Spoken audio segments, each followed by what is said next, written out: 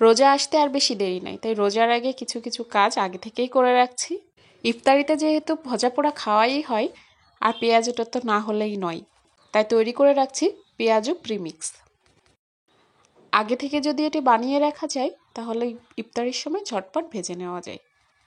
একটা ব্লেন্ডার জারে আমি হাফ কাপ খেসারির ডাল, হাফ কাপ মুগ ডাল আর হাফ কাপ পোলাও চাল নিয়েছি। এগুলো আমি খুব ভালোভাবে ধুয়ে শুকিয়ে একটা শুকনা কড়াইতে ঢেলে নিয়েছি। অবশ্যই এগুলো মচমচা রাখতে হবে, তাহলে ব্লেন্ড করতে সুবিধা হবে। এখন ব্লেন্ড করে নিচ্ছি।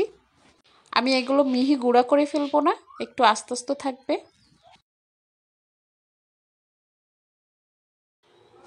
ব্যাস তৈরি হয়ে গেল খুবই সহজে পেঁয়াজু প্রিমিক্স। আমি এখানে কিছু পেঁয়াজু বানিয়েও দেখাবো, তার আগে সংরক্ষণ করাটা দেখাচ্ছি। আমি এখানে একটা কাচের জার নিয়েছি, তার মধ্যে প্রিমিক্সটা রেখে দিচ্ছি। এভাবে আপনি মাস জুড়েও রাখতে পারেন, এয়ারটাইট কোনো জারে এভাবে রেখে দেওয়া যায়। যখন বানাতে হবে তার ঠিক 10-15 মিনিট আগে এটা একটু পানিতে ভিজিয়ে রাখলেই হবে। আমি কিছুটা বানিয়ে দেখাচ্ছি। আমি হাফ কাপ পেঁয়াজু প্রিমিক্স নিয়েছি, তার মধ্যে হাফ কাপ পানি দিয়ে ভিজিয়ে রাখছি। প্রায় 10 মিনিটের মতো ভিজিয়ে রেখেছি, তার মধ্যে পানিটা চুষে ডালগুলোও অনেকটা নরম হয়ে আসবে। এভাবে বানিয়ে রাখলে কোনো বাটাবাটির ঝামেলা নেই, একেবারে ঝামেলা মুক্ত।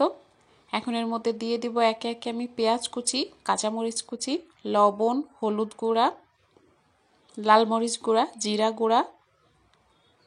আমি এখানে 2 চা চামচ চালের গুঁড়া দিয়েছি আর 1 চা চামচ ময়দা দিয়েছি।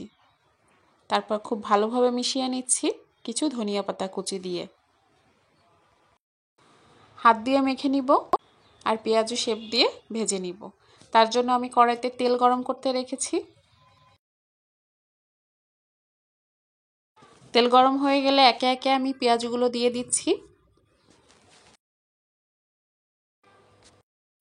এখন 2 পাশ উল্টে পাল্টে ভেজে নিব সুন্দর একটা গোল্ডেন কালার আসা পর্যন্ত। কালারটা এভাবে হয়ে গেলে আমি উঠিয়ে নিচ্ছি।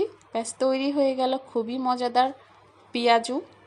একেবারে ঝটপট এভাবে বানিয়ে নেওয়া যায় যদি আগে থেকে কিছুটা প্রিপারেশন করে রাখা যায়, আবার বাটাবাটিরও ঝামেলা নেই। ভিডিওটি ভালো লাগলে অবশ্যই লাইক কমেন্ট করে সাথে থাকবেন। আল্লাহ হাফেজ।